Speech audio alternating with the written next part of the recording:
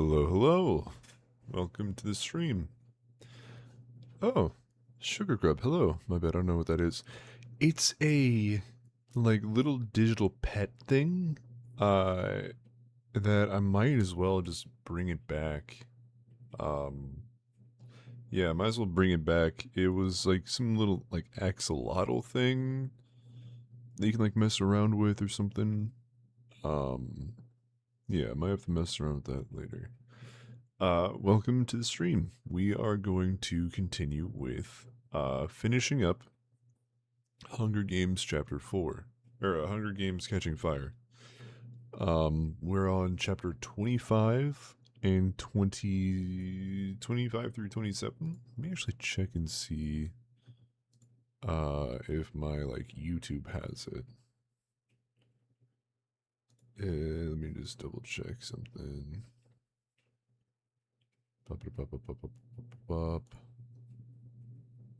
Okay. 16 through 20. Oh, damn. Okay. That's right. Content, video producer, because the whole charity week thing. Damn. Okay. So it looks like we missed out on, uh, chapters 21 through 24, on YouTube. That's alright. We're gonna give it a couple more minutes. Hopefully some more people will join in. But what is new? That, what is it? Keep Driving game was pretty fun. I did like that. Nice little, like, Oregon Trail game. Probably said it like 20 dozen times. But it's cool. We only got like 2 chapters left in this book. So we are going to switch to something else after. I'll have to see what I'm in the mood for. Maybe continue that don't drive or keep driving thing. We shall see, we shall see. What else? What else? I did do a little bit of voice acting earlier today. I what was it? Superman 4 Tomorrow, where I voice General Zod. And I did finish all the lines. It wasn't that much. But I sent it to the person, realized that it was under FL Studio file instead of like MP3. So I don't know if like it does anything, if it like messes it up or anything. Don't know. But it seems like the ads are going through. So we're gonna wait a little bit more. And then we'll get the show on the road. Let me show you. I cannot wait. For hold on. There we go. Yeah, I cannot wait for the next book where I'm gonna Crush Cat. Where I'm gonna have the Mockingjay on the third banner. Right up here. Yeah, we're still reading Catching Fire. And yeah, about 2 minutes. We're gonna chill here for about 2 minutes.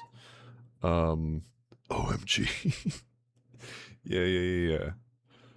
What am I gonna do for the prequels? I've never seen The Reading Room. Yes, this has been The Reading Room. The new banner, new book, new banner kind of thing. The prequels, I'm going to, I'm probably going to get like maybe some snakes and birds around here. Maybe a little bit of snakes and birds. Yeah, because next is songbirds and snakes after Mockingjay. Yeah, the movie doesn't start until like what November, so we should have time if I kind of like blow through it, blast through it. But we'll see. It's gonna be August soon. Um, what else? What else? Let's see.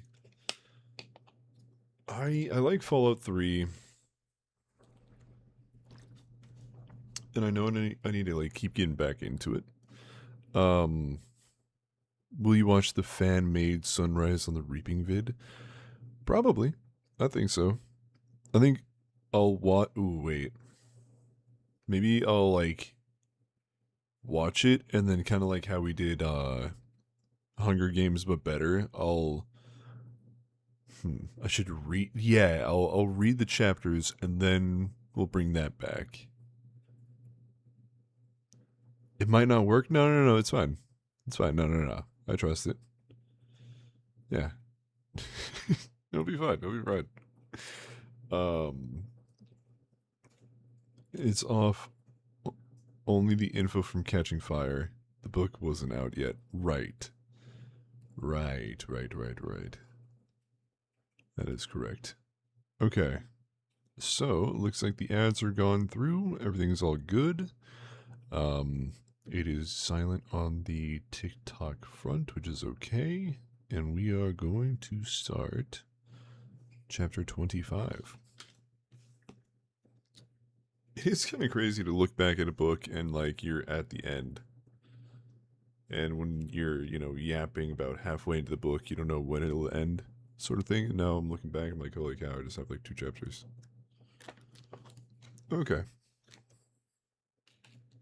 I need to find like a better magic card for a bookmark. Mockingjay. Maybe like a bird. Birds of Paradise, maybe. Okay. Chapter 5. 25. Oh wait. We need to read what was last episode. Let's see, as I drift off, I try to imagine that world, somewhere in the future with no games, no capital, place like the meadow and the song I sang to Rue as she died, where Peeta's child could be safe. I always struggle to finish the last chapter of a book. I used to do that thing where you read the first sentence and the absolute last sentence of a book. Ooh, maybe I should do that. And I spoiled Catching Fire's end. Oh, okay, maybe I shouldn't do that. So yeah, last chapter, chapter 24. Peeta won't let him though. It's too dangerous. Sleep not keeping him safe. This reference to the baby signals the overtime of the games is over. Audience to be as a stretch out in the sand. I wonder how could it be more like a reminder of me I could still one day have kids with Gale. Oh, right. Okay, so they are realizing that the lightning strikes are a timed thing, and it's a whole clock. Right. Okay. Chapter 25. When I wake, I find a brief, delicious feeling of happiness that is somehow connected with Peeta. Happiness, of course, is a complete absurdity at this point, since at the rate things are going, I'll be dead in a day. And that's the best case scenario, if I'm able to eliminate the rest of the field, including myself, and get Peeta crowned as the winner of the Quarter Quell. Still, the sensation's so unexpected and sweet I cling to it, if only for a few moments, before the gritty sand, the hot sun, and my itching skin demand a return to reality. Return to reality. Everyone's already up and watching the descent of a parachute to the beach. I join them for another delivery of the bread. It's identical to the one we received the night before. 24 rolls from District 3. That gives us 33 in all. We each take 5, leaving 8 in reserve. No one says it, but 8 will divide up perfectly after the next death. Somehow, in the light of day, joking about who will be around to eat the rolls has lost its humor. How long can we keep this alliance? I don't think anyone expected the number of tributes to drop so quickly. What if I am wrong about the others protecting Peeta? If things were simply coincidental, or it's all been a strategy to win our trust to make us easy prey, Or I don't understand what's actually going on. Wait, there's no ifs about that. I don't understand what's going on. And if I don't, it's time for PETA and me to clear out of here. I sit next to PETA on the sand to eat my rolls. For some reason, it's difficult to look at him. Maybe it was all that kissing last night, although the two of us kissing isn't anything new. It might not even have felt any different for him. Maybe it's knowing the brief amount of time we have left, and how we're working at such cross purposes when it comes to who should survive these games. After we eat, I take his hand and tug him toward the water. Come on, I'll teach you how to swim. I need to get him away from the others when we can discuss breaking away. It'll be tricky, because once they realize we're severing the alliance, we'll be instant targets. If I was really teaching him to swim, I'd make him take off the belt since it keeps him afloat.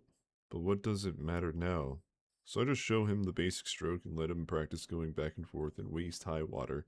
At first, I notice Joanna keeping a careful eye on us, but eventually she loses interest and goes to take a nap. Phoenix, weaving a new net out of vines, and BT plays with his wire. I know the time has come. While PETA has been swimming, I've discovered something. My remaining scabs are starting to peel off. By gently rubbing a handful of sand and up and down my arm, I clean up the rest of the scales, revealing fresh new skin underneath.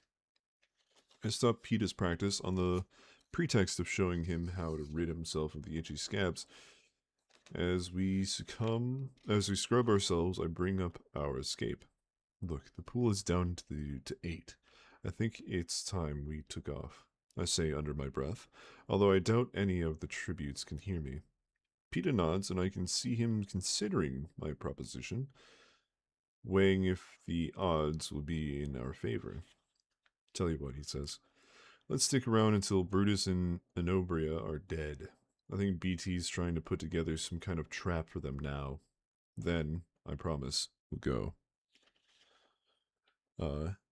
Oh, thank you, Vamp. I'm not entirely convinced, but if we leave now, we'll have 2 sets of adversaries after us. Maybe 3, because who knows what Shaft's up to. Plus the clock to contend with. And then there's BT to think of. Joanna only brought him for me, and if we leave, she'll surely kill him. Then I remember, I can't protect BT too. There can only be one victor, and it has to be PETA. I must accept this. I must make decisions based on his survival only. Alright, I say. We'll stay until the careers are dead. But that's the end of it. I turn and wave to Finnick. Hey Finnick, come on in. We figured out how to make you pretty again. 3 of us scour all the scabs from our bodies, helping with the others' backs, and come out the same pink as the sky. We apply another round of medicine because the skin seems too delicate for the sunlight, but it doesn't look half as bad on smooth skin and will be good camouflage in the jungle. BT calls us over, and it turns out that during all those hours of fiddling with wire, he has indeed come up with a plan. I think we'll all agree our next job is to kill Brutus and Enobria, he says mildly. I doubt they'll attack us openly again, now that they're so outnumbered. We could track them down, I suppose, but it's dangerous, exhausting work. Do you think they've figured out about the clock? I ask. If they haven't, they'll figure it out soon enough. Perhaps not as specifically as we have, but they must know that at least some of the zones are wired for attacks, and that they're reoccurring in a circular fashion. Also, the fact that our last fight was cut off by Game Maker intervention will not have gone unnoticed by them. We know it was an attempt to disorient us, but they must be asking themselves why was it done, and this too may lead them to their realization that the arena's a clock, says BT. So I think our best bet will be setting our own trap. Wait, let's get Joanna up, says Finnick. She'll be rabid if she thinks she missed something this important. Or not, I mutter, since she's always pretty much rabid. But I don't stop him because I'd be angry myself if I was excluded from a plan at this point. Ooh. When she's joined us, BT shoos us all back a bit so he can have a room to work in the sand. He swiftly draws a circle and divides it into 12 wedges. It's the arena, not rendered in Pita's precise strokes, but in the rough lines of a man whose mind is occupied by other, far more complex things. If you were Brutus in Anobria, knowing what you do now about the jungle, where would you feel safest? BT asks. There's nothing patronizing in his voice, and yet I can't help think he reminds me of a schoolteacher about to ease children into a lesson. Perhaps it's the age difference, or simply that BT is probably about 1,000,000 times smarter than the rest of us. Where we are now, on the beach, says Peta. It's the safest place. So why aren't they on the beach? Says BT. Because we're here, says Joanna, impatiently. Exactly. We're here, claiming the beach. Now where would you go? Says BT. I think about the deadly jungle, the occupied beach.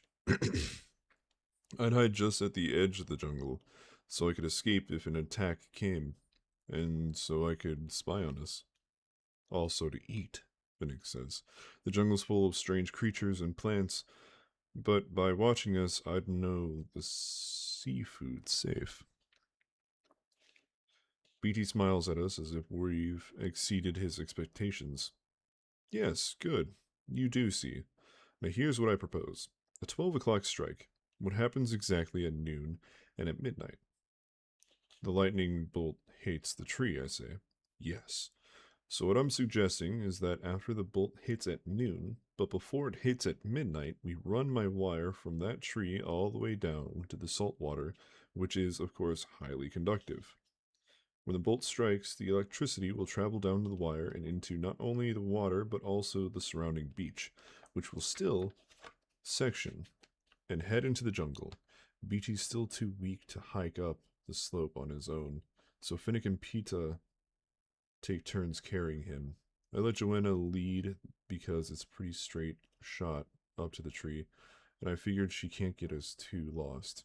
Besides, I can do a lot more damage with a sheath of arrows than she can with 2 axes. So I'm the best one to bring up the rear. The dense, muggy air weighs on me. There's been no break from it since the games began. I wish Hamish would stop sending us that District 3 bread and get us some more of that District 4 stuff, because I've sweated out buckets in the last 2 days, and even though I've had the fish, I'm craving salt. A piece of ice would be another good idea, or a cold drink of water. I'm grateful for the fluid from the trees, but it's the same temperature as the seawater and the air and the other tributes in me. We're all just one big warm stew.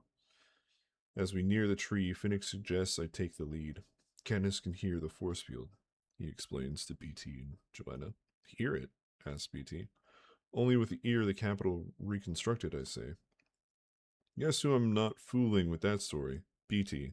Because surely he remembers that he showed me how to spot a force field, and probably it's impossible to hear force fields anyway. But for whatever reason, he doesn't question my claim. Then all means, let Candace go first, he says, pausing a moment to wipe the steam off his glasses. Force fields are nothing to play around with. The lightning tree's unmistakable as it towers so high above the others. I find a bunch of nuts and make everybody wait while I move slowly up the slope, tossing the nuts ahead of me. But I see the force field almost immediately, even before a nut hits it, because it's only about 15 yards away. My eyes, which are sweeping the greenery before me, catch sight of the rippled square high up and to my right. I throw a nut directly in front of me and hear it sizzle in confirmation. Just stay below the lightning tree, I tell the others. We divide Up duties. Finnick guards BT while he examines the tree. Joanna taps for water. PETA gathers nuts, and I hunt nearby. The tree rats don't seem to have any fear of humans, so I take down 3 easily. The sound of the 10 o'clock wave reminds me I should get back, and I return to the others and clean my kill. Then I draw a line in the dirt and a few feet from the force field as a reminder to keep back. And PETA and I settle down to roast nuts and sear cubes of rat. BT is still messing around the tree, doing I don't know what, taking measurements and such. At one point, he snaps off a sliver of bark, joins us, and throws it against the force field. It bounces back and lands on the ground, glowing. In a few moments, it returns to its original color. Well, that explains a lot, says BT. I look at PETA and can't help biting my lip to keep from laughing since it explains absolutely nothing to anyone but BT. About this time, we hear the sounds of clicks rising from the sector adjacent to us. That means it's 11 o'clock. It's opponent, the person who would keep me alive at his own expense. And I promise myself I will defeat his plan. Wait, what? 366. Oh. Have I been skipping a page? Hold on.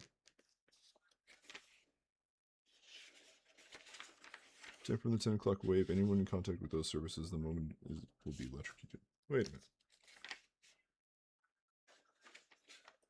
minute. Yes, what I'm suggesting after the bolt hits at noon. Okay, hold on. Oh, it will, but not until the current passes through. How do you know? Because I invented it. Oh, did I really skip a page? Oh my god. BT up at the 10 o'clock wave. Anyone in contact with those services at the moment will be electrocuted, says BT. There's a long pause while we all digest BT's plan. Seems a bit fantastical to me. Impossible even, but why? I've set thousands of snares. Isn't this just a large snare with a more scientific opponent? Could it work? How can we even question it? We tributes trained to gather fish and lumber and coal. What do we know about harnessing power from the sky? BETA takes a stab at it. Will that wire really be able to conduct that much power, BT? It looks so fragile, like it would just burn up. Oh, it will, but not until the current has passed through it. It will act something like a fuse, in fact, except the electricity will travel along it. How do you know? Asked Joanna, clearly not convinced. Because I invented it, says BT. As of slightly surprise, it's not actually wire in the usual sense, nor is the lightning natural lightning, nor the tree a real tree. You know, tree is better than any of us, Joanna. It would be destroyed by now, wouldn't it? Yes, she says glumly. Don't worry about the wire. It will do just what I say, BT assures us. And where will we be when this happens? Asks Finnick. Far enough in the jungle to be safe, BT replies. The careers will be safe too, then, unless they're in the vicinity of the water, I point out. That's right. But all the seafood will be cooked, says PETA. Probably more than cooked, says BT. We will most likely be eliminating that as food source for good, but you found other edible things in the jungle, right, Katniss? Yes, nuts and rats, I say. And we have sponsors. Well then, I don't see that as a problem, says BT. But as we are allies, and this will require all our effort, the decision of whether or not to attempt it is up to you four. We are, like school children, completely unable to dispute his theory with anything but the most elementary concerns, most of which don't even have anything to do with his actual plan. I look at the others' disconcerted faces. Why not, I say. If it fails, there's no harm done. If it works, there's a decent chance we'll kill them. And even if we don't and just kill the seafood, Brutus and Nobria lose it as a food source too. I say we try it, says PETA. Katniss is right. Finnick looks at Joanna and raises his eyebrows. He will not go forward without her. All right, she says finally. It's better than hunting them down in the jungle anyway.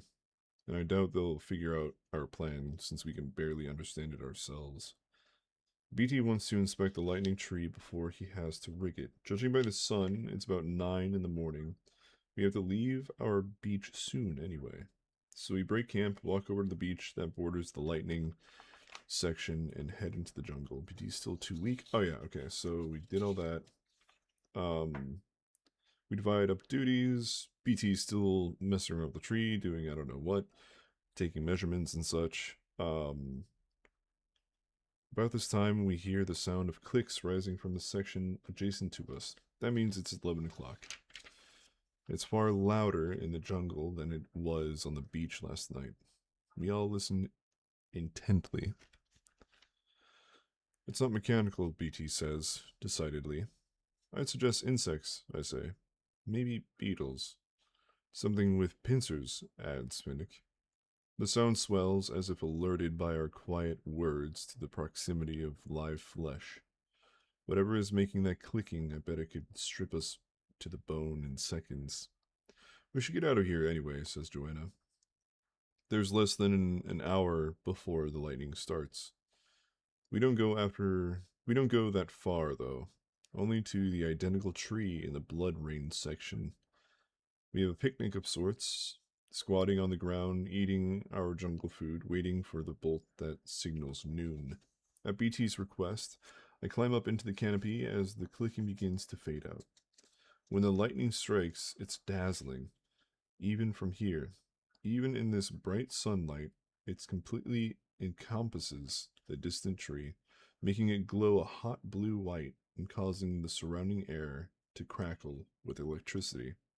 I swing down and report my findings to BT, who seems satisfied, even if I'm not terribly scientific. We take a circuitous route back to the 10 o'clock beach. The sand is smooth and damp, swept clean by the recent wave. BT essentially gives us the afternoon off while he works with the wire. Since it's his weapon and the rest of us have to defer to his knowledge so entirely, there's the odd feeling of being let out of school early. At first we take turns having naps in the shadowy edge of the jungle, but by late afternoon everyone is awake and restless. We decide, since this might be our last chance for seafood, to make a sort of feast of it.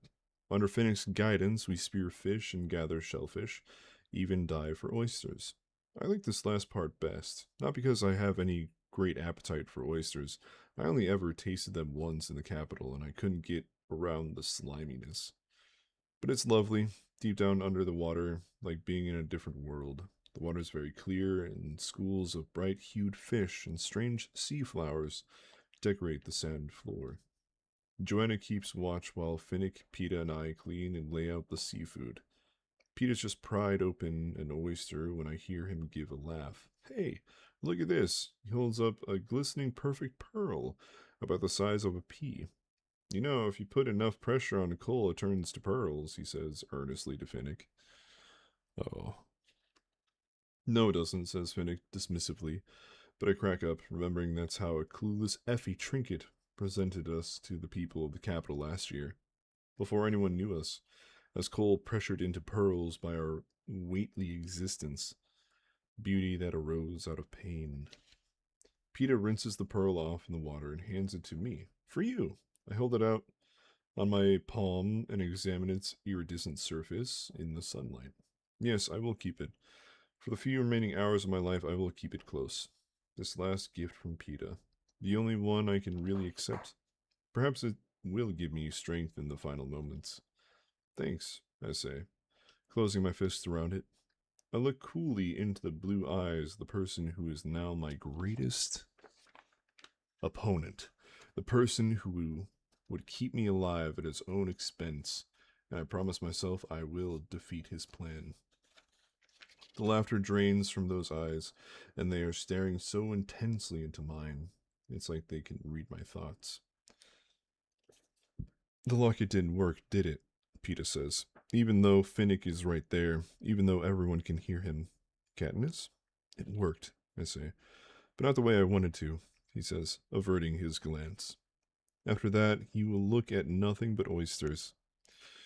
Just as we're about to eat, a parachute appears bearing 2 supplements to our meal. A small pot of spicy red sauce and yet another round of rolls from District 3. Finnick, of course, immediately counts them. 24 again, he says. 32 rolls then. So each take 5, leaving 7, which will never divide equally. It's bred for only 1. The salty fish flesh, the succulent shellfish, even the oysters seem tasty, vastly improved by the sauce. We gorge ourselves until no one can hold another bite. And even then, there are leftovers. They won't keep, though. So we toss all the remaining food back into the water so the careers won't get it when we leave. No one bothers about the shells. The wave should clear those away. There's nothing to do now but wait. Pete and I sit at the edge of the water, hand in hand, wordless. We gave his speech last night. He gave his speech last night, but it didn't change my mind, and nothing I can say will change his. The time for persuasive gifts is over. Hello, Fauna. Hi. Yeah. Story time. Yeah. I have the pearl, though, secured in a parachute with the spile and the medicine at my waist. I hope it makes it back to District 12. Surely my mother and Prim will know to return it to PETA before they bury my body. Hello. Chapter 26. Oh, man. Hold on, let me see if I can change something up.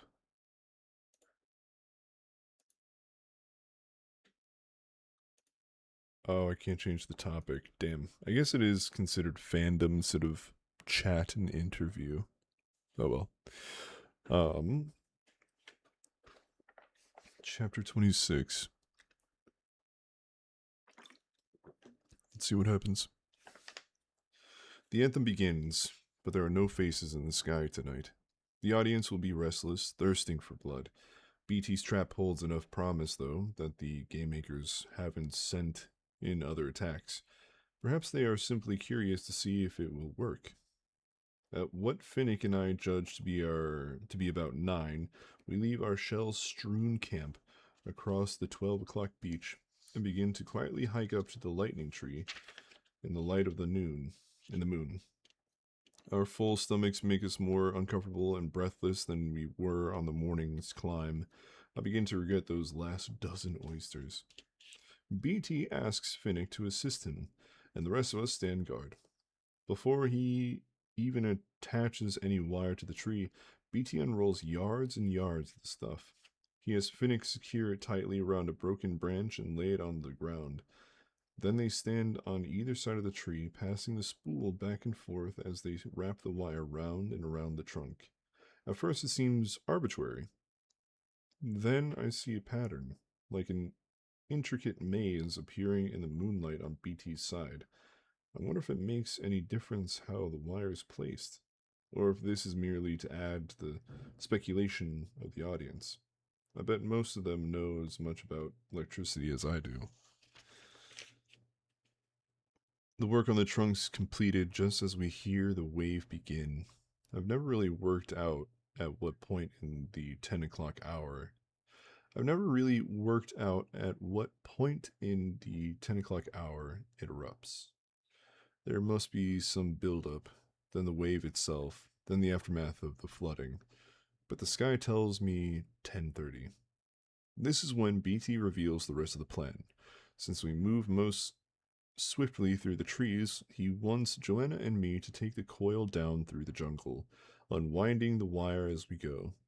We are to lay it across the 12 o'clock beach and drop the metal spool, with whatever is left, deep into the water, making sure it sinks.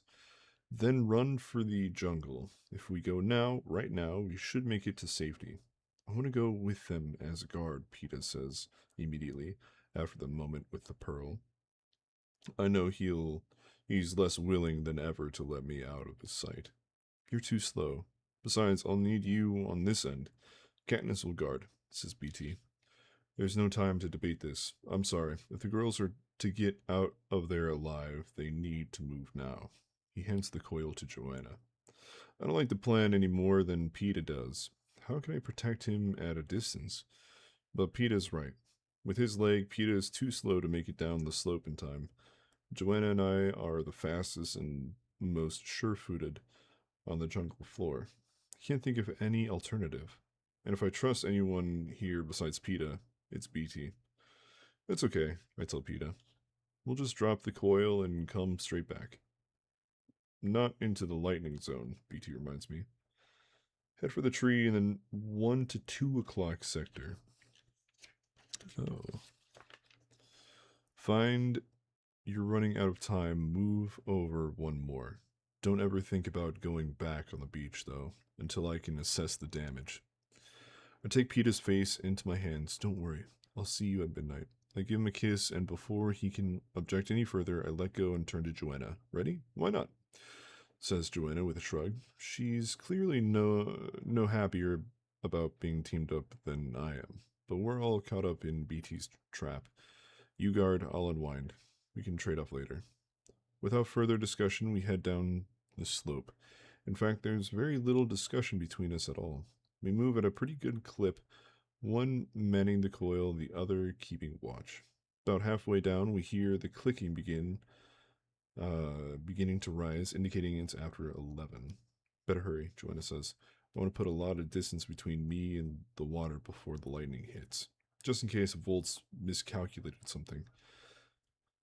I'll take the coil for a while, I say. It's harder work laying out the wire than guarding, and she's had a long turn. Here, Joanna says, passing me the coil. Both of our hands are still on the metal cylinder when there's a slight vibration. Suddenly, the thin golden wire from above springs down at us, bunching in tangled loops and curls around our wrists. Then the severed end snakes up to our feet. It only takes a second to register this rapid turn of events. Joanna and I look at each other, but neither of us has to say it. Someone not far above us has to cut the wire, and they will be on us at any moment. My hand frees itself from the wire and has just closed on the feathers of an arrow when the metal cylinder smashes into the side of my head. The next thing I know, I'm lying on the back in the vines, a terrible pain in my left temple. Something's wrong with my eyes. My vision blurs in and out of focus as I strain to make the 2 moons floating up in the sky into one. It's hard to breathe, and I realize Joanna's sitting on my chest, pinning me at the shoulders with her knees. There's a stab in my left forearm. I try to jerk away, but I'm still too incapacitated. Joanna's digging something, I guess the point of her knife, into my flesh, twisting it about. There's an excruciating ripping sensation and warmth runs down my wrist, filling my palm. She swipes down my arm and coats half my face with my blood. Stay down, she hisses. Her weight leaves my body and I'm alone. Stay down, I think? What? What is happening? My eyes shut, blocking out the inconsistent world as I try to make sense of my situation. All I can think of is Joanna shoving Wyrus to the beach. Just stay down, will you? But she didn't attack Wyrus. Not like this. I'm not Wyrus anyway. I'm not nuts. Just stay down, will you? Echoes around inside my brain. Footsteps coming, 2 pairs, heavy, not trying to conceal their whereabouts. Brutus's voice. She's good as dead. Come on, Enobria. Feet moving into the night. Am I?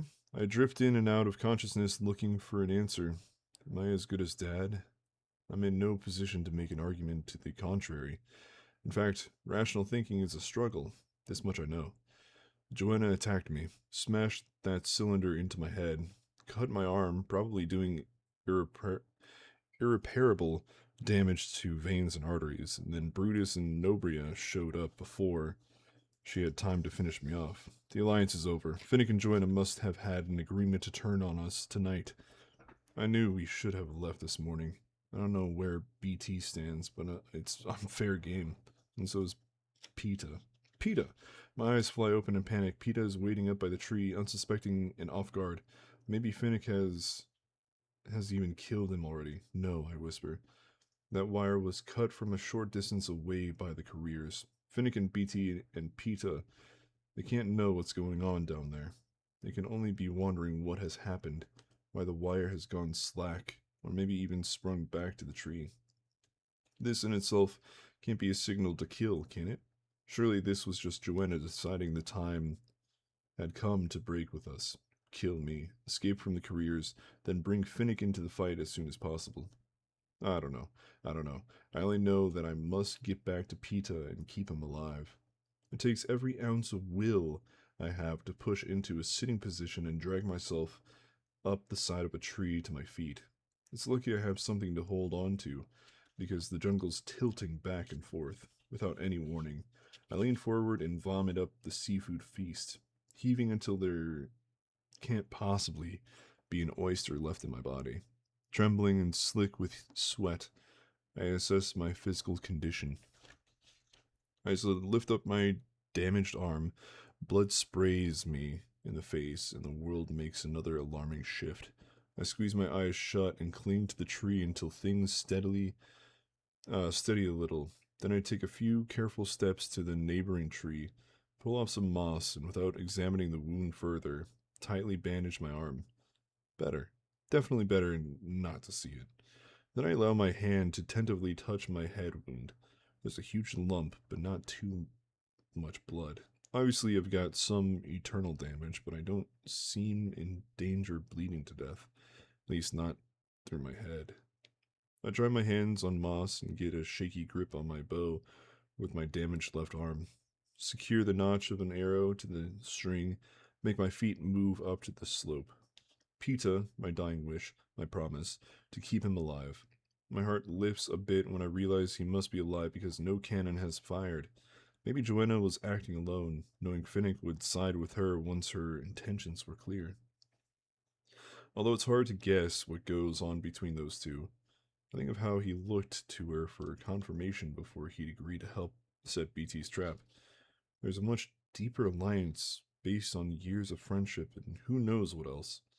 Therefore, if Joanna has turned on me, I should no longer trust Finnick. I reached this conclusion only seconds before I hear someone running down the slope toward me. Neither Pita nor BT could move at this pace.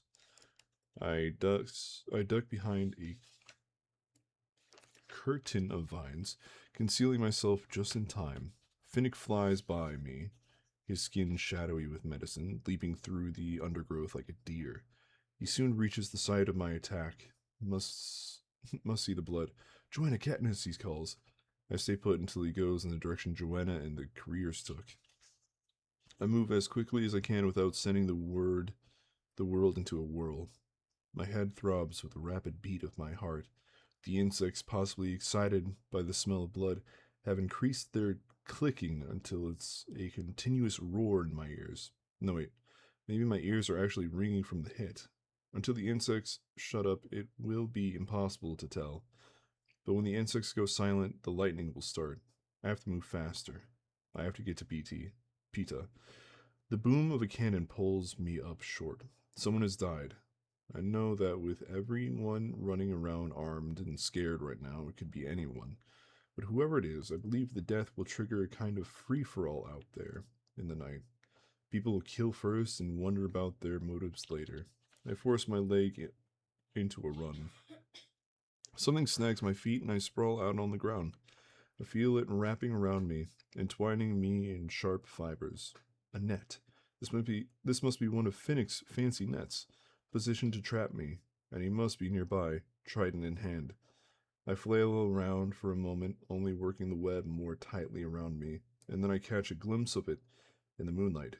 Confused, I lift my arm and see it's entangled in shimmering golden threads. It's not one of Finnick's nets at all, but BT's wire. I carefully rise to my feet and find I'm in a patch of this stuff that caught on a trunk on its way back to the lightning tree. Slowly, I disengage myself from the wire, step out of its reach, and continue uphill. On the good side, I'm on the right path and have not been so disoriented by the head injury as to lose my sense of direction. On the bad side, the wire has reminded me of the oncoming lightning storm. I can still hear the insects, but are they starting to fade?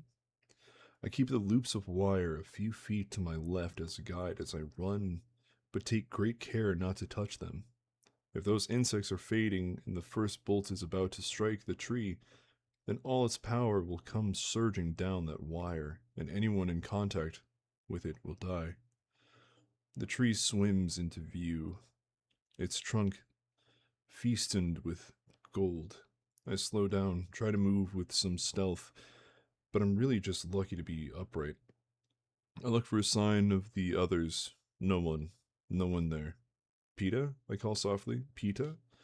A soft moan answers me, and I whip around to find a figure lying higher on the ground. Beatty! I exclaim. I hurry and kneel beside him. The moan must have been involuntary. He's not conscious, although I can see no wound except a gash below the crook of his elbow. I grab a nearby handful of moss and clumsily wrap it while I try to rouse him. Beatty, what's going on? Who cut you? Beatty.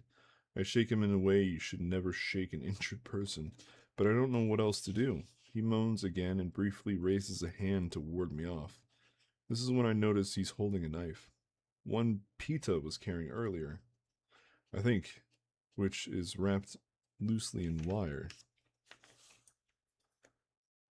Perplexed, I stand and lift the wire, confirming it's attached back at the tree. It takes me a moment to remember the second, much shorter strand that BT wound around a branch and left on the ground before he even began his design on the tree. I thought it had some electrical significance, had been set aside to be used later, but it never was, because there's probably a good 20-25 yards here. I squint hard up the hill and realize we're only a few paces from the force field. There's the telltale square, high up and to my right, just as it was this morning. What did BT do? Did he actually try to drive the knife into the force field the way Peta did by accident? And what's the deal with the wire? Was this just backup plan? If electrifying the water failed, did he mean to send the lightning bolt's energy into the force field? What would that do anyway? Nothing. A great deal? Fry us all? The force field must mostly be energy too, I guess. The one in the training center was invisible. This one seems to somehow mirror the jungle, but I've never seen it falter when Peta's knife struck it and when my arrows hit it. The real world lies tight behind it. My ears are not ringing. It was the insects after all. I know that now because they are dying out quickly, and I hear nothing but the jungle sounds. BT is useless. I can't rouse him. I can't save him. I don't know what he was trying to do with the knife and the wire, and he's incapable of explaining. The moss bandage on my arm is soaked, and there's no use fooling myself. I'm so lightheaded, I'll black out in a matter of minutes. I've got to get away from this tree and... Katniss, I hear his voice, though he's a far distance away. But what is he doing? Peta must have figured out that everyone is hunting us by now. Katniss. Hold on, I need water. Okay. It's pretty good. I can't protect him. I can't move fast or far, and my shooting abilities are questionable at best. I do the one thing I can to draw attackers away from him and over to me. Peta, I scream out. Peta, I'm here, Peta! Yes, I will draw them in any in my vicinity away from Peta and over to me and the lightning tree that will soon be weapon in and of itself. I'm here. He won't make it. Not with that leg in the night. He will never make it in time. Peta, it's working. I can hear them coming. 2 of them, crashing through the jungle. My knees start to give out and I sink down next to BT, resting my weight on my heels. My bow and arrow lift into position. If I can take them out, will Peta survive the rest? Enobri and Finnick reach the lightning tree. They can't see me, sitting above them on the slope, my skin camouflage in ointment. I home in on Enobria's neck. With any luck, when I kill her, Finnick will duck behind the tree for cover, just as the lightning bolt strikes, and it will be any second. There's only a faint insect click here and there. I can kill them now. I can kill them both. Another cannon. Katniss, Peta's voice howls for me, but this time I don't answer. BT still breathes faintly beside me. He and I will soon die. Finnick and Enobria will die. Peta is alive. 2 cannons have sounded. Brutus, Joanna, Shaft. 2 of them are already dead.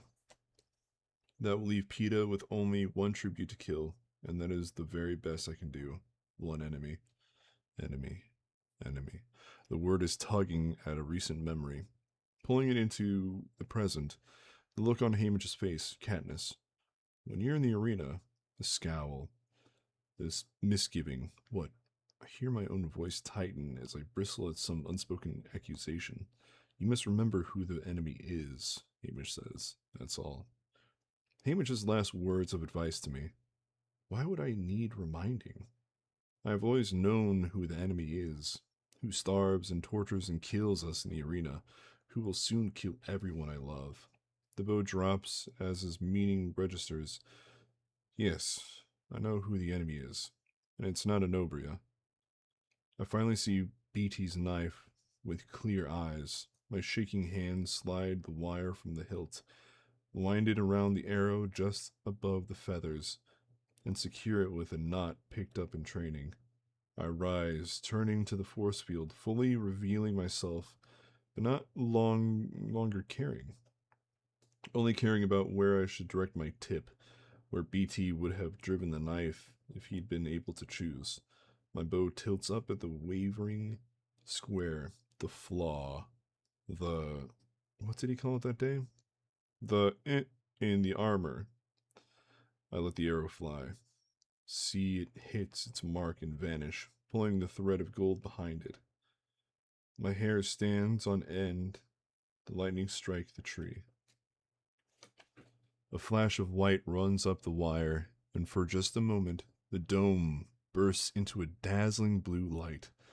I'm thrown backward to the ground, body useless, paralyzed, eyes frozen wide. As feathery bits of matter rain down on me, I can't reach PETA. I can't even reach my pearl. My eyes strain to capture one last image of beauty to take with me. Right before the explosions begin, I find a star. Ooh. Oh, thank you, Trash with like. Oh, man.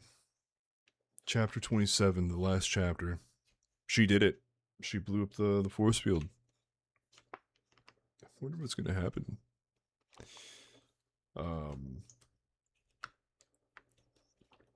Okay. Chapter 27. Everything seems to erupt at once. The earth explodes into showers of dirt and plant matter. Trees burst into flames. Even the sky fills with brightly colored blossoms of light. I can't think why the sky is being bombed until I realize the game makers are shooting off fireworks up there, while the real destruction occurs on the ground. Just in case it's not enough fun watching the obliteration of the arena and the remaining tributes, or perhaps to illuminate our gory ends. Will they let anyone survive? Will there be a victor of the 75th Hunger Games? Maybe not. After all, what is this quarter quell but... what was it President Snow read from the card? A reminder to the rebels that even the strongest among them cannot overcome the power of the capital. Oof. I've never read this book. The most I know about it is what you've streamed. Oh! Oh, no way. Okay. So, a little rundown, Fauna. Have you seen the movies? Like, do you know, like, Cliff Notes? You know, with, Jennifer Aniston, right?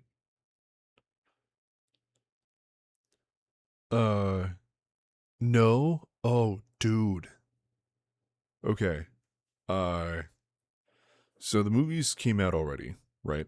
I'm reading the books, and is it that good? Yes. Yes. I would say, I don't know. Like, watching the movies is good, and the difference between the book and the movie are like, there's a nice layer of detail and context that the books provide more than the movies, obviously. Um, now is the time? Maybe. I mean, they have what, they got like 5 books now? Um, yeah. So, oh, it's so much. Uh, shoot. Das Bones. Yes, there's 5 books. There's 5 books. Um, there's 1, 2, and 3, and then there's the 2 like prequel books. Um, yeah. Have I told you I make music yet? Oh, nice. I bet I can find a solid audiobook.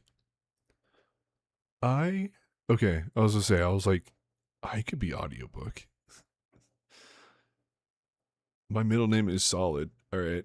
Um, but yeah, uh, you have been hell yeah. Um, no yeah. I mean, I'm sure there's like pretty solid like audiobooks and stuff on Audible or something. Uh, where like you can pause it and all that kind of stuff. Um, the book series is so good. It's so good. Um, yeah. Were you here when I did book 1? Maybe not. Maybe like a little bit of it. If you want, I can send a link in messages. Yeah, you can DM me, Joe Swanson. Parts of it, yeah. So there's different districts, and they have a yearly lottery, to send one boy and one girl in each district, where they gotta fight, uh, and one victor, and it's been going on for 75 years by now. I fell asleep. You always stream around my bedtime. That is true. Um, but yeah, Cliff Notes, uh, Battle Royale, um, Battle Royale, Jennifer Aniston or Jennifer Lawrence. Oh my God, Jennifer Lawrence. I sent it my dubstep. Oh, nice. I'll check it out after the stream. Um, yeah, Jennifer Lawrence, Battle Royale. Each district does a different thing. Jennifer Lawrence's is coal mining. And that's District 12. And then when you get closer to like, Districts 1, 2, and 3, they are treated better. And they have different resources that they manage. And then there's the capital. And the capital is the thing that has subjugated the districts. You have a good night, Joe Swanson. I'll definitely message you when I listen to your music. I'm always excited for new music. Yeah, techno album's coming soon. Hell yeah! I just got a Focusrite Scarlett, which is like a plugin. Um, oh yeah, how did the interview go?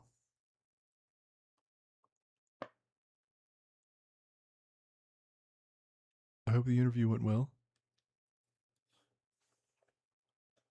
Did uh did the interview go well?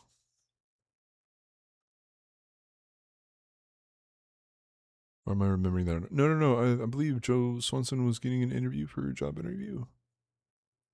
Went well. Hope to hear back from the next step. Hell yeah. Good, good, good. Nice. That's awesome. And again, not gonna jinx it or anything, knock on wood. But I'm sure you get more time to look around. But I really hope you get this. I really do. Yeah, yeah, yeah. I'm glad, I'm glad.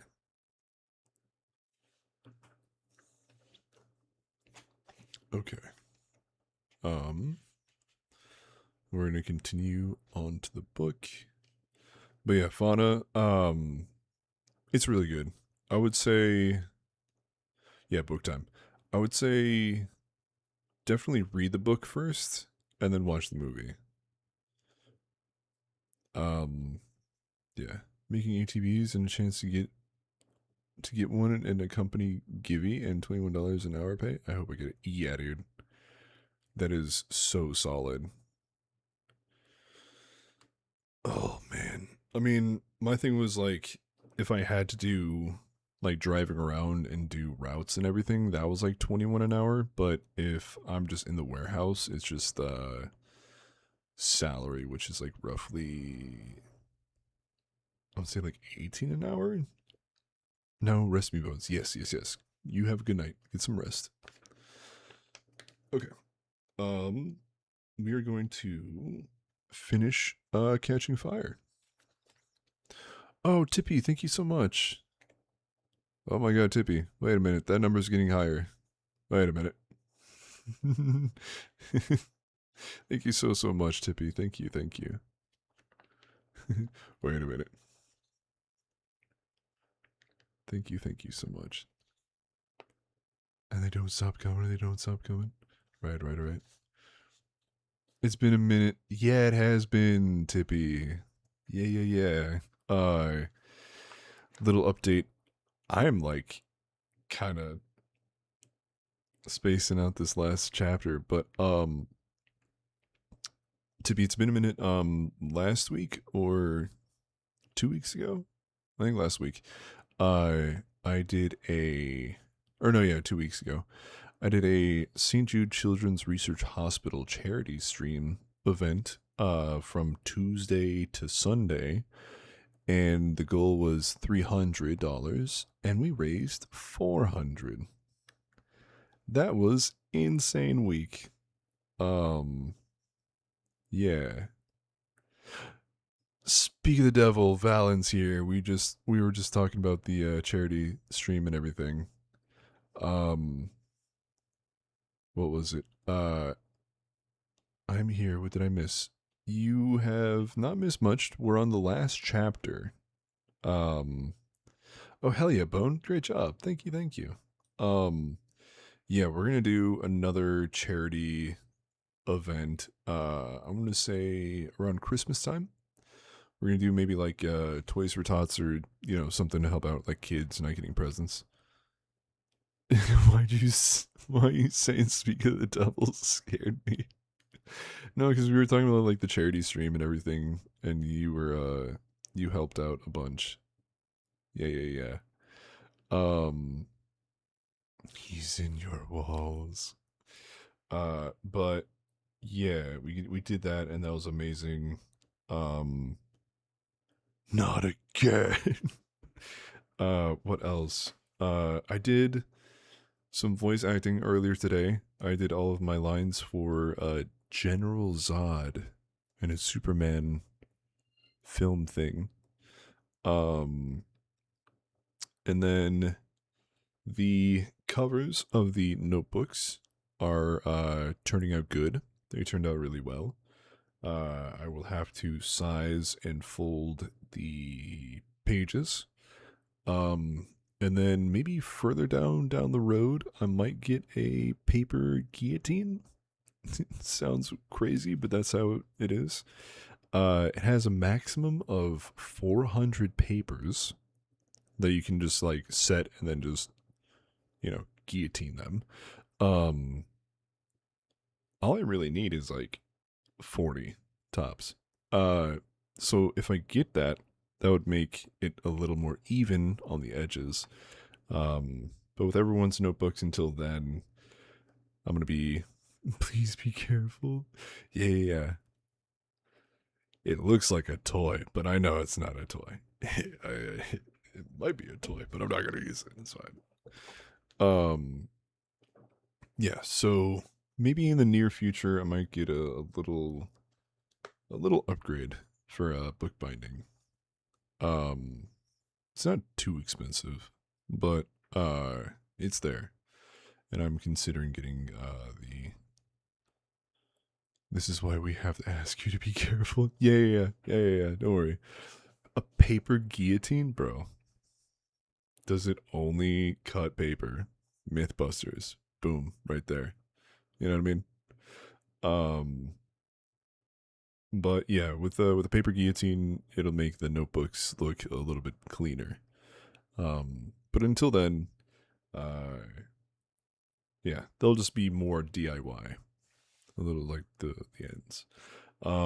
Okay, so we are on chapter 27. We are in the last chapter of Catching Fire. This book is really solid. I know like 80% of it, maybe even like 85% of it was not in the games. And then like like the last 2 minutes of the book practically is, them and being in the game. So we're here. We're on the last chapter. We'll have to read Mockingjay, Ballad of Songbirds and Snakes, and then Sunset on the Reaping. And I'm told Sunset on the Reaping is going to make me cry. I'm going to lose my ish. And I'm not ready. Yeah. Okay. Chapter 27. Everything seems to erupt at once. The earth explodes into showers of dirt and plant matter. Trees burst into flames. Even the sky fills with brightly colored blossoms of light. I can't think why the sky is being bombed until I realize the game makers are shooting off fireworks up there, while the real destruction occurs on the ground. Just in case it's not enough fun watching the obliteration of the arena and the remaining tributes, or perhaps to illuminate our gory ends. Will they let anyone survive? Will there be a victor of this 75th Hunger Games? Maybe not. After all, what is this quarter quell but, what was it President Snow read from the guard? A reminder to the rebels that even the strongest among them cannot overcome the power of the capital. Not even the strongest of the strong will triumph. Perhaps they never intend to have a victory in these games at all. Or perhaps my final act of rebellion forced their hand. I'm sorry, Peeta, I think. I'm sorry I couldn't save you. Save him. More like I stole his last chance at life. Condemned him by destroying the force field. Maybe if we had all played by the rules, they might have let him live. These streams are actually my first time actually sitting down and getting into it. Oh, nice. Into these fandom? Hell yeah. Dude, Hunger Games is sick as hell. I love it. The hovercraft materializes above me without warning. If it was quiet and a mockingjay perched close at my hand, I would have heard the jungle go silent and then the bird's call that precedes the appearance of the capital's aircraft. But my ears could never make out anything so delicate in this bombardment. That's what I'm saying! Hell yeah. I'm glad. I'm so glad. The claw drops from the underside until it's directly overhead. The metal talons slide under me. I want to scream, run, smash my way out of it, but I'm frozen, helpless to do anything but fervently hope I'll die before I reach the shadowy figures awaiting me above.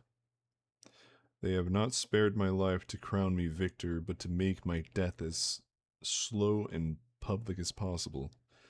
My worst fears are confirmed when the face that greets me inside the hovercraft belongs to Plutarch Heavensby, head game maker. What a mess I have made of his beautiful games with a clever ticking clock in the field of victors.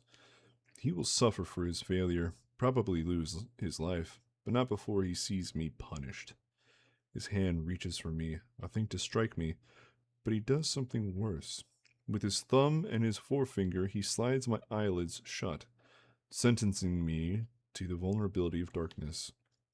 They can do anything to me now, and I will not even see it coming.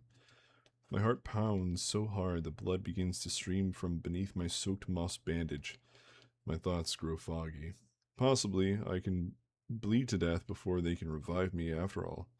In my mind, I whisper a thank you to Joanna Mason for the excellent wound she inflicted as I black out.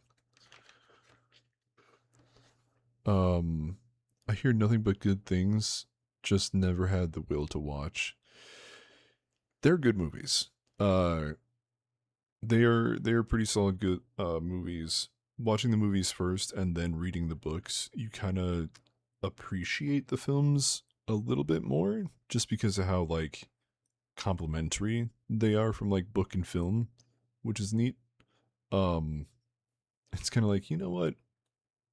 They did a all right job with a film adaptation of something, you know. It's not like Aragon or something. Um when I swim back into the semi-consciousness, I can feel I'm lying on a padded table. There's the pinching sensation of tubes in my left arm. They are trying to keep me alive because if I slide quietly, privately into death, it will be a victory. I'm still largely unable to move, open my eyelids, raise my head, but my right arm has regained a little motion. It flops across my body, feeling like a flipper. No, something less animated, like a club. I have no real motor coordination, no proof that I even still have fingers. Yet I manage to swim my arm around until I rip the tubes out. A beeping goes off, but I can't stay awake to find out who it will summon. The next time I surface, my hands are tied down to the table, the tubes back in my arm. I can open my eyes and lift my head slightly, though. I'm in a large room with low ceilings and a silvery light. There are 2 rows of beds facing each other. I can hear the breathing of what I assume are my fellow victors. Directly across from me, I see BT with about 10 different machines hooked up to him. Just let us die, I scream in my mind. I slam my head back hard on the table and go out again. Jesus. I'm off tomorrow. Got nothing better to do. Aw, hell yeah. When I finally truly wake up, the restraints are gone. I raise my hand and find I have fingers that can move at my command again. I push myself to a sitting position and hold on to the padded table until the room settles into focus. My left arm is bandaged, but the tubes dangle off strands by the bed. I'm alone except for BT, who still lies in front of me, being sustained by his army of machines. Where are the others, then? Peta, Finnick, Enobria, and one more, right? Either Joanna or Shaft or Brutus was still alive when the bombs began. I'm sure they'll want to make an example of us all, but where have they taken them? Moved them from hospital to prison? Peta, I whisper. I so wanted to protect him. Am still resolved to. Since I have failed to keep him safe in life, I must find him, kill him now before the capital gets to choose the agonizing means of his death. I slide my legs off the table and look around for a weapon. There are a few syringes sealed in sterile plastic on the table near BT's bed. Perfect. All I need is air and a clean shot at one of his veins. I pause for a moment, considering killing BT, but if I do, the monitors will start beeping and I'll be caught before I get to Peta. I make a silent promise to return and finish him off if I can. I'm naked except for a thin nightgown, so I slip the syringe under the bandage that covers the wound on my arm. There are no guards at the door. No doubt I'm miles beneath the training center or in some capital stronghold, and the possibility of my escape is non existent. It doesn't matter. I'm not escaping, just finishing a job. I creep down a narrow hallway to a metal door that stands slightly ajar. Someone is behind it. I take out the syringe and grip it in my hand. Flattening myself against the wall, I listen to the voices inside. Communications are down in 7, 10, and 12, but 11 has control of transportation now, so there's at least a hope of them getting some food out. Plutarch Heavensby, I think. Although I've only really spoken with him once. A hoarse voice asks a question. No, I'm sorry. There's no way I can get you to 4. But I've given special orders for her retrieval if possible. It's the best I can do, Finnick. Finnick?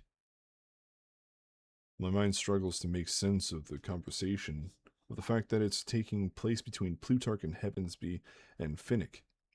Is he so near and dear to the capital that he'll be excused his crimes? Or did he really have no idea what BT intended? He croaks out something else, something heavy with despair. Don't be stupid. That's the worst thing you could do. Get her killed for sure, as long as you're alive.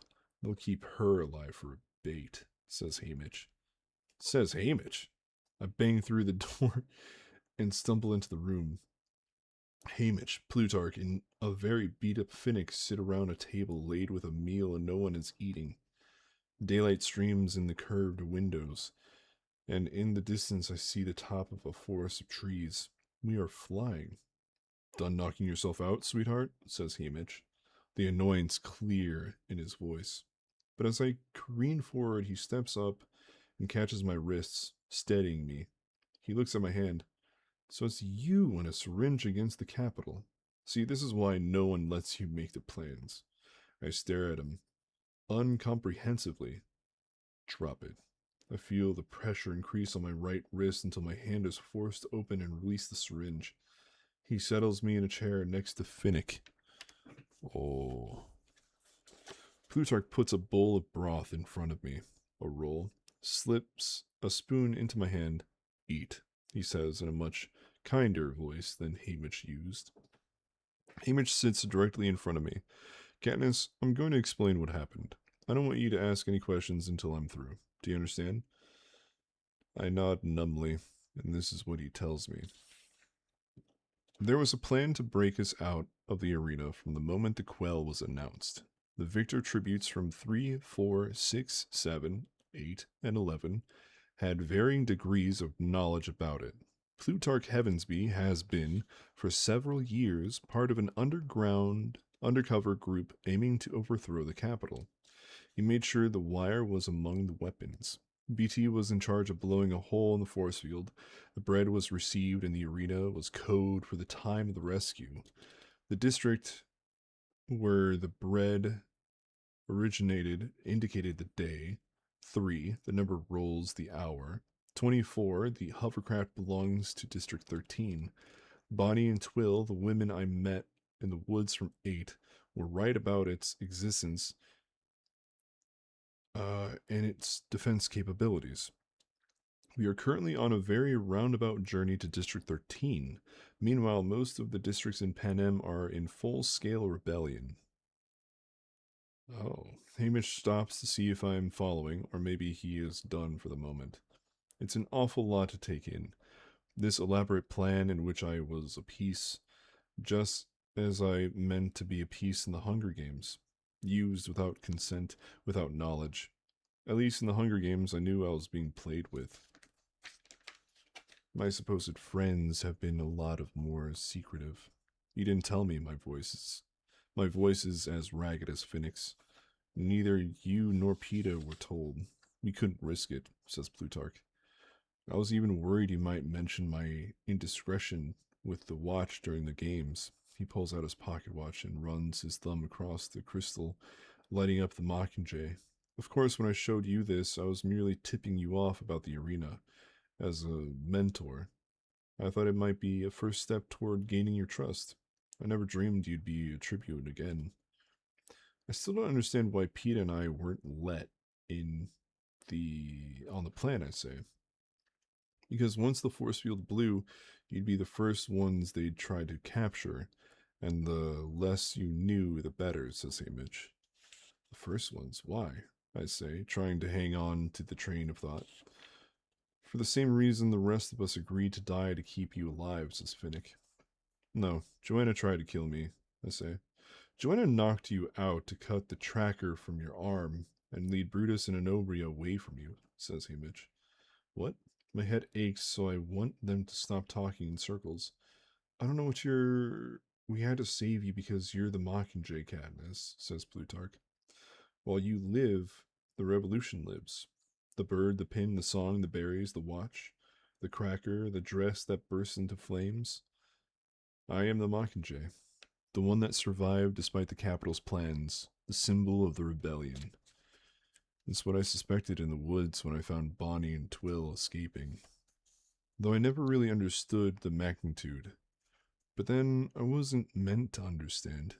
I think of Hamish as sneering at my plans to flee District 12, Start my own uprising, even the very notion that District 13 could exist. Subterfuges and deceptions. And if he could do that, behind his mask of sarcasm and drunkenness, so convincingly and for so long, what else has he lied about? I know what else. PETA, I whisper, my heart sinking. The others kept PETA alive because if he died, we knew there'd be no keeping you in an alliance, says Hamish. And we couldn't risk leaving you unprotected. His words are matter of fact, his expression unchanged, but he can't hide the tinge of gray that colors his face. Where is PETA? I hiss at him. He was picked up by the capital along with Joanna and Nobria, says Hamish. And finally, he has the decency to drop his gaze.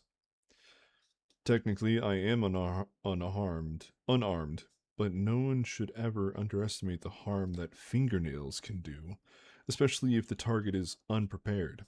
I lunge across the table and rake mine down Hamish's face, causing blood to flow and damage to one eye. Then, when we are both screaming terrible, terrible things at each other, and Finnick is trying to drag me out, and I know it's all Hamish, and I know it's all Hamish can do not to rip me apart, but I'm the Mockingjay. I'm the Mockingjay, and it's too hard keeping me alive as it is. Other hands help Finnick, and I'm back on my table, my body restrained, my wrists tied down, so I slam my head in the furry again, in fury again and again against the table. A needle pokes my arm, and my head hurts so badly I start fighting and simply wail in a horrible, dying animal way until my voice gives out. The drug causes sedation, not sleep, so I am trapped in fuzzy, dully aching misery for what seems like always. They reinsert their tubes and talk to me in soothing voices that never reach me. All I can think of is PETA lying on a similar table somewhere while they try to break him for information he doesn't even have. Katniss. Katniss, I'm sorry. Finnick's voice comes from the bed next to me and slips into my consciousness. Perhaps because we're in the same kind of pain. I wanted to go back for him and Joanna, but I couldn't move. I don't answer. Finnick O'Dare's good intentions mean less than nothing. It's better for him than Joanna. They'll figure out he doesn't know anything pretty fast, and they won't kill him if they think they can use him against you, says Finnick. Like bait, I say to the ceiling. Like how they'll use Annie for bait, Finnick? Ooh. I can hear him weeping, but I don't care. They probably won't even bother to question her. She's so far gone. Gone right off the deep end years ago in her games. There's a good chance I'm headed in the same direction. Maybe I'm already going crazy and no one has the heart to tell me. I feel crazy enough. Bro's not coming back to play Destiny. I'm so sorry, Aiden. It was around stream time. How's it going, man? I'm lurking playing some Black Ops 2. Hell yeah. Furry. I wish she was dead, he says. I wish they were all dead, and we were too. It would be best. Well, there's no good response to that. I can hardly dispute it since I was walking around with a syringe to kill PETA when I found them. Do I really want him dead? What I want is to have him back. But I'll never get him back now. Even if the rebel forces could somehow overthrow the capital, you can be sure President Snow's last act would be to cut PETA's throat. No, I will never get him back. So then dead is best. But will PETA know that, or will he keep fighting? He's so strong and such a good liar. Does he think he has a chance of surviving? Does he even care if he does? He wasn't planning on it anyway. He had already signed off on life. Maybe if he knows I was rescued, he's even happy. Feels he fulfilled his mission to keep me alive. I think I hate him even more than I do Hamish. I give up. Stop speaking, responding, refuse food and water. They can pump whatever they want into my arm, but it takes more than that to keep a person going once she's lost the will to live. I even have a funny notion that if I do die, maybe PETA will be allowed to live. Not as a free person, but as an AVOX or something, waiting on the future tributes of District 12. Then maybe he could find some way to escape. My death could, in fact, still save him. If it can't, no matter. It's enough to die of spite. To punish Haymitch, who, of all the people in this rotting world, has turned PETA and me into pieces in his games. I trusted him. I put whatever was precious in Haymitch's hands, and he has betrayed me. See, this is why no one lets you make the plans, he says. That's true. No one in their right mind would let me make the plans, because I obviously can't tell a friend from an enemy. A lot of people come by to talk to me, but I make all their words sound like the clicking of the insects in the jungle. Meaningless and distant. Dangerous, but only if approached. Whenever the words start to become distinct, I moan until they give me more painkillers, and that fixes things up.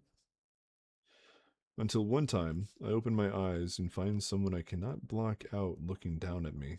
Someone who will not plead, or explain, or think he can alter my design with entreaties, because he alone really knows how I operate. Gale. I whisper. Hey, Catnip. He reaches down and pushes a strand of hair out of my eyes. One side of his face has been burned fairly recently. His arm is in a sling, and I can see bandages under his miner's shirt. What has happened to him? How is he even here? Something very bad has happened back home. It is not so much a question of forgetting PETA as remembering the others. All it takes is one look at Gale, and they come surging into the present, demanding to be acknowledged. Prim? I gasp. She's alive. So is your mother. I got them out in time, he says. They're not in District 12, I ask? After the games, they sent in planes, dropped fire bombs, he hesitates. Well, you know what happened to the Hob. I do know. I saw it go up. That old warehouse embedded with coal dust. The whole district's covered with the stuff. A new kind of horror begins to rise inside me as I imagine firebombs hitting the seam.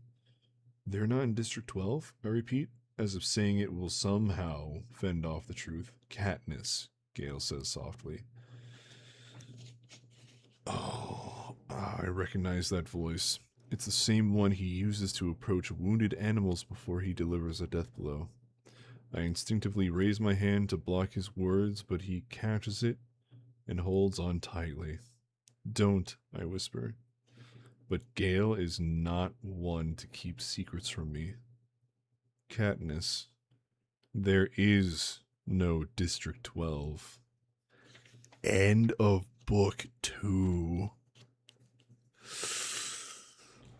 Oh, shit. Okay. Fuck. Let's go. So, yeah. Yes. Hello. So, book 1. Thank you so much for the rose and divine fingers and friendship necklace. So yeah, book 1, slow burn, really good, ramps up really quickly by the end. PETA and alright, I'm gonna switch to my phone now that you're done. Be back in a sec. What do you call it? Yeah, so those two are the victors of the first Hunger Games that they're in. The 74th. And turns to find out throughout the whole Catching Fire, there were like subtle nods and hints to the rebellion that is involved within the 75th Quarter Quell. And the Capitol just took out District 12. Katniss's mom and sister are safe, but there's no more District 12. Holy shit. Dude. That's really good. That is so good. Oh no, yeah. And now, book 3, Mockingjay. One really solid line, I will say, that I like.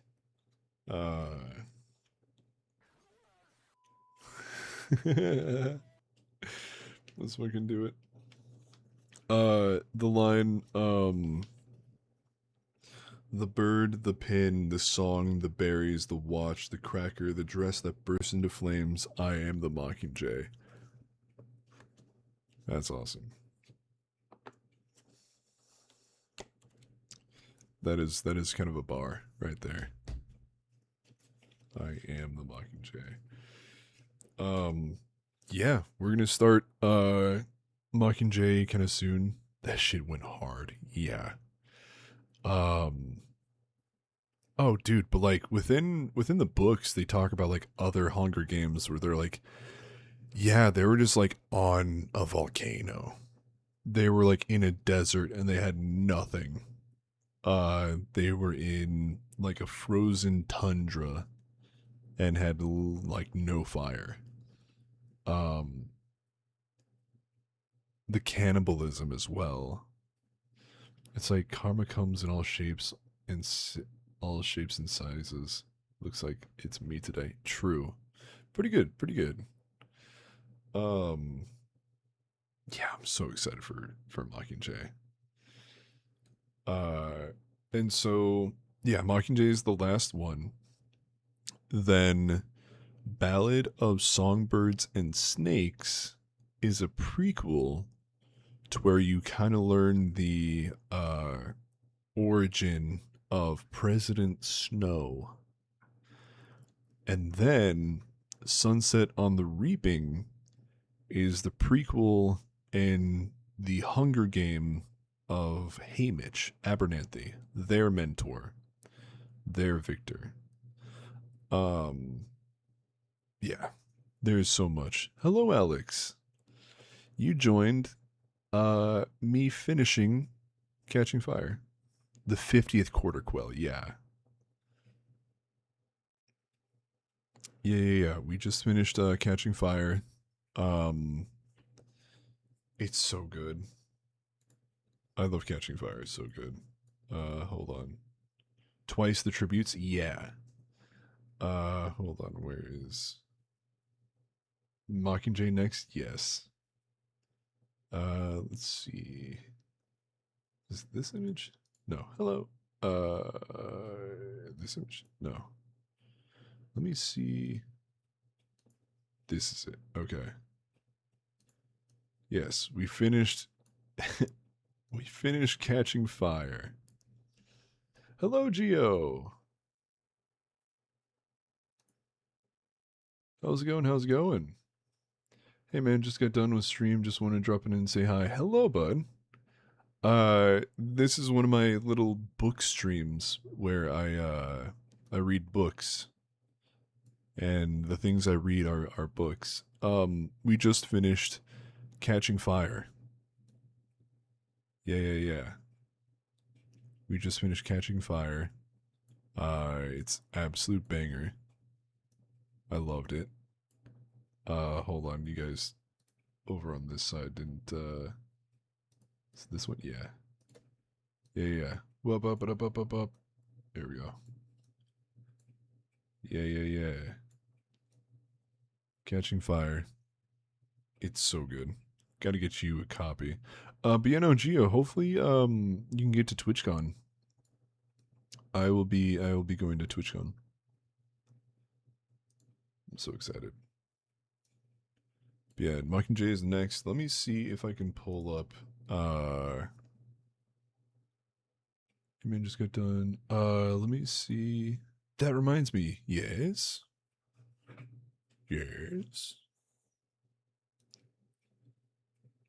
Hold on, am I able to? There we go. I just found out I have like 72 hours of vacation time. Oh my god. Uh, that's awesome, Valid. I got 40 or 50 or so. So you might attempt to attend TwitchCon? Yes. TwitchCon is going to be my first and maybe only, unless I pop off even more, meet and greet. Yeah. Hold on. Let me find Hunger Games Mockingjay book. And then image. I gotta find like a similar one to, excuse me, similar one to the book that I use for my little skeleton to read. Oh man. Let's see. I could probably mess around with this later, but I'll like find a picture and then just kind of take the background out and then use that. Hold on. Your time accumulated over the last year and only just now dropped is how I have so much. Oh my god. Yeah, for sick time where I'm at, like we cannot accrued any more sick time, which is really fucked up. But I got a lot of vacation time, which is nice. But there's no more recruiting accumulating. Oh, yeah, it's kind of messed up in that way. Here we go. Save image. I know, Valen. I love that letter. I love that word too. Okay, and then I'll do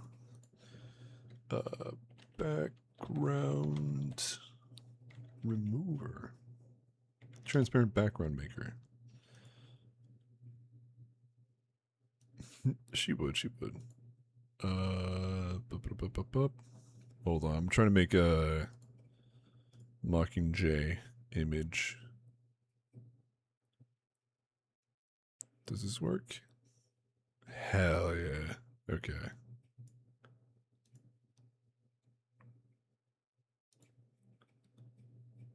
Boop. And then nice. Okay. Save as. Boop. Okay. And then let's do you rang. Yeah, my yeah, let's do this. Oh wait, am I doing yeah, this one.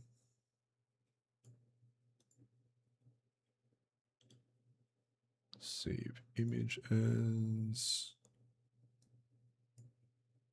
boop. Okay. And then I'll go here. And then let's see.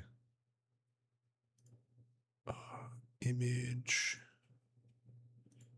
23.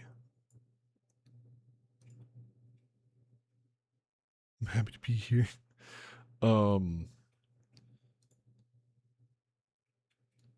My job doesn't accrue anymore paid time sick time. Oh, here we go. Okay. Bop bop. Which one's this one? Okay. Remove that. Yes. And then this is the book. Hell yeah. And then exactly. Is this it? Yeah. Okay. Remove. Yes, and it is image 23. Image 23? Yeah. We're gonna read this guy. Yes. Yep, this is Mockingjay. We're gonna be on Mockingjay soon. Hell yeah. The flaps. Yeah, dude. And then let me make sure. Oh wait, hold on. image.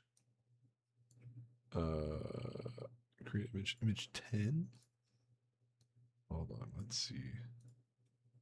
And then hopefully, are you legally allowed to read those, or is this kind of hush hush kind of stream? Oh, I can just read them. Yeah, it's just book talk, book reading. Book reading time. Okay, and then where is... It's one of those things where like either the background is actually, oh yeah, perfect. It is actually transparent, and then sometimes it's not. Okay. I wasn't certain how it works. Oh yeah, you can just read. It's a good time. Okay. And then we are going to debut the new banner. Pop it up. Right there. Right about there. Butterflies and zebras. Butterflies in the sky. I can just go as high. Looking like a DM screen. Hell yeah. Let's see, and then that's image 10. So image 10. Yes. Oh god. Okay, hold on. Wait for it. I don't know why it's so big.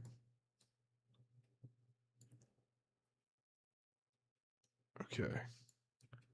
And then we are going to position the Mockingjay banner. Oh god, is it too big? Like right there. Hold up. Oh yeah, perfect. Yeah. There we go. Hell yeah. Nice. I was getting ready for Mockingjay. Hell yeah. Hold on. This is so cute. Dude, yeah. And then once we get to songbirds and snakes, I'm gonna put like snakes around the floor. Dude, I can't wait. I love this so much. Hell yeah. Oh, I'm so excited. Okay. Adorable. Yeah. Oh, yeah. The thing about songbird and snakes, I don't know if it's gonna be adorable. It's so creative. Thank you. I try my absolute best. Let's see. Okay, sick. Dude, we're ready. We are absolutely ready for Mockingjay. Oh man. Well, the reading will look adorable. Okay. The reading nook will look adorable. Yes. This will be our little reading nook. Past Hunger Games. I'll have to find another book series. It can't be Twilight. I'm gonna have to burst your bubble. I'm gonna have to like I don't know if I can muster Twilight. I'm gonna lose my shit. Because here's the thing. Twilight, the Giver series. Okay. Another thing. I'm in bed, snuggle my cat, comfy PJs on, full smoked, and my fan is on. I'm so ready. Hell yeah. Another thing about the Giver. All right. I don't know. I think I was like in middle school reading it, and you're telling me. You mean to tell me that this kid gets pulled to like this old man's job, and this old man is just like, I'm going to give you feelings, pain. The kid's like in agony, and the old man's just like, yes. Stepped on a Lego day. You better get ready for tomorrow. Because we're going to burn our fingers' feelings and memories. Fuck. Like, it was kind of wild. I'm like, this old man is massaging memories into this kid. I just reread it and showed my brothers the movie and was like 12 years old, by the way. Yeah. The Crank series? Oh, maybe. Um, what I do remember is I never read it, but I know it was about vampires. Um, it was like the smiley face with fangs on it. And it was like a series. It was like purple, yellow, red, or something like that. And it just had like a picture of like some kid. Vampire Diaries? Is it the Vampire Diaries? I'm pretty sure. I think so. Not like the show, but like that was it was called Vampire Diaries. Yeah, I didn't. Yes. Yeah, I never read them. They were always like in like Scholastic, book fairs. Dork Diaries. Yeah. Um, when it came to like school, libraries and fairs and stuff, I was always into like those DK books, where like it was just like a kind of like a giant like picture book, um, with like cool stuff here and there, and it would like give you like little tidbits of whatever the item is. Um, oh, there was something else. I forgot what other. Oh, Bone or Boone. The Boone series was my favorite. I always got the highlighters that smelled good. Hell yeah. Um, yeah, the Boone series. I'm trying to think of like other books. Lemony Snicket Unfortunate Events. A series of unfortunate events. That one was wild. Um, that'd be a crazy series to read through. Um, what else? What else? You were wrong.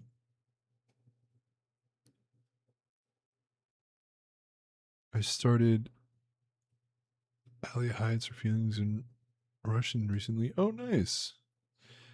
Eighth grade bites. Oh, that's right. Yes. Yes. Eighth grade bites, number one, The Chronicles of Vladimir Todd. Yes. That is it. There's also like the Percy Jackson series. Um Artemis Fowl is also one. Um Pendragon. Uh I think it was like another one. Uh what's another? Trying to think. Aragon was one. I think that's like my brother read that. There was a girl version of that book too. Oh, nice. Uh, what else? All these books, all these books we got to read now. Swear. Uh, had a scene girl as main character. I think I, yeah, I think I saw that ago one time. Um, yeah, there's so many books. I remember I read like Pendragon Merchant of Death. And that was like a wild like isekai. Bro was like in a different world. I'm like, okay. Narnia. Um something had to do with like gems that like exploded or something. Pendragon Merchant of Death, yeah. Um yeah, dude. This is a good series. This is a really good series. Um if not tomorrow's stream, we'll do something else. Now I'm curious, like other was it yeah, Pendragon. Images. Oh yeah, Pendragon was crazy. How many books? I think they just like kept going. Oh, there's a tier list. Uh Pendragon Merchant of Death is in B tier. That's cool. Wow. Um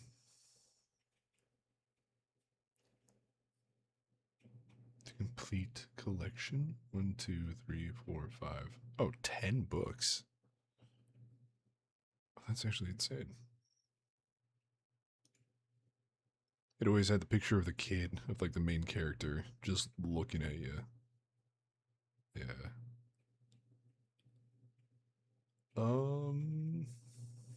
Okay. Well, let's see. I'm thinking that's it. Might have to end the stream here. Really good book, really good series. We are gonna read Mockingjay.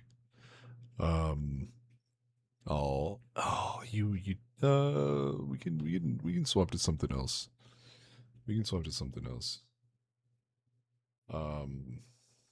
Here, let's see. We could do the keep driving book or game. Let's go, homie. You're tired. Go to sleep. Okay, boss. Thank you. I do want to start. Let's see. New game series. I'm feeling Dishonored. I've been kind of in like a weird Assassin's Creed, like kick a little bit, but I don't have the complete series because that's like damn near like 200 something. No, more than $200. Assassin's Creed would be cool. Dishonored is pretty good. But there's also like other arcade games. Dude, Black Flag, so good. Here we could do. Hold on. What I'm about to go through, Valor. What I'm about to go through. Let me see.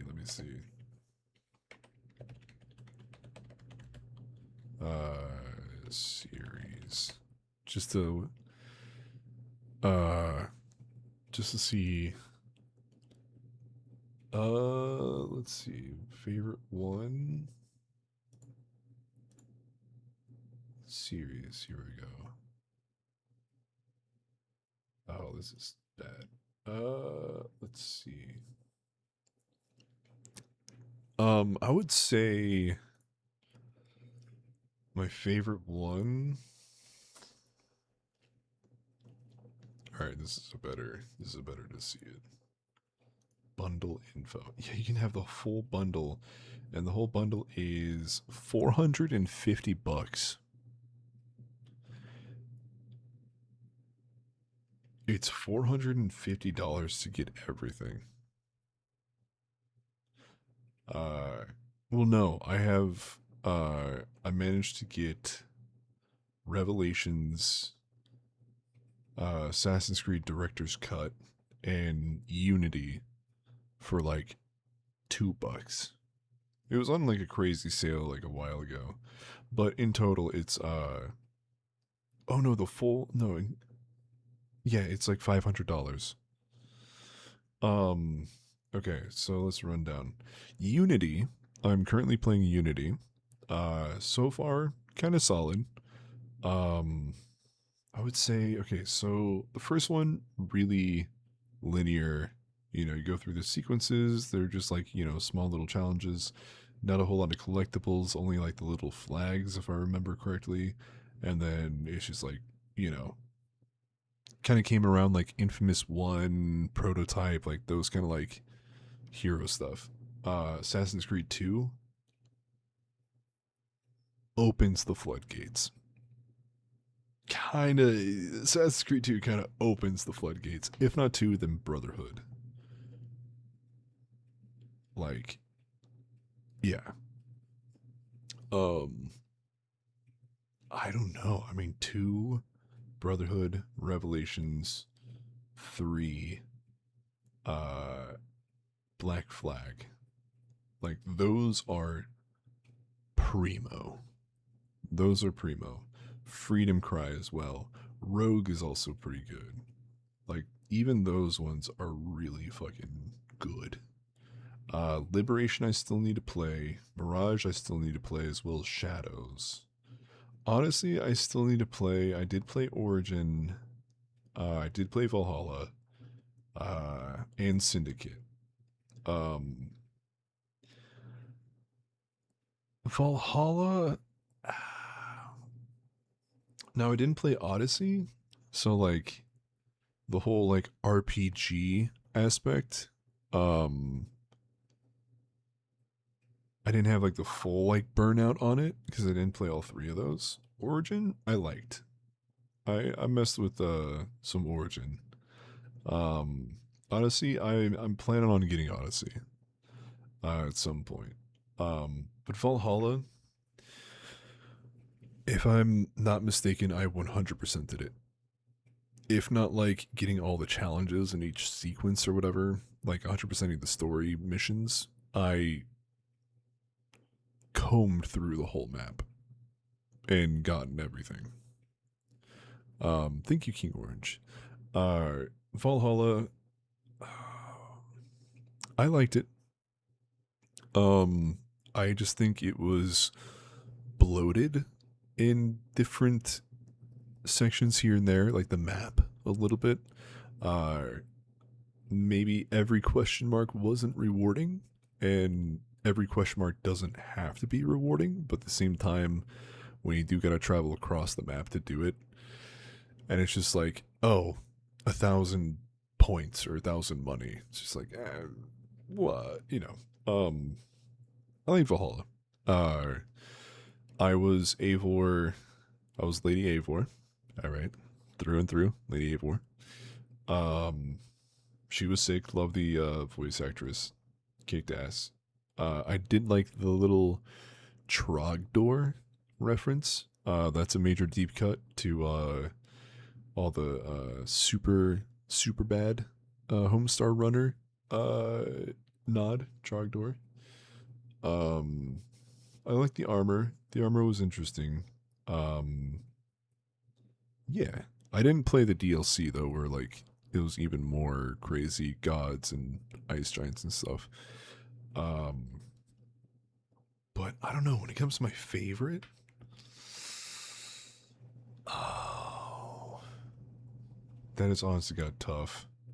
It really is tough for a favorite because, like, rose tinted glasses, remembering two and Brotherhood and Revelations, like I'm sure they were amazing at the time, but if I replay them, I might have like an annoying time. Um, I do know Assassin's Creed 2, they made it so where like sequences in the story were DLC that you had to buy. And that's like right around the time that me and my brother had like an Xbox 360 and all that. And we're like, what the fuck? Like you gotta like download, you gotta like buy into the story that you price locked. Um 3 is also solid.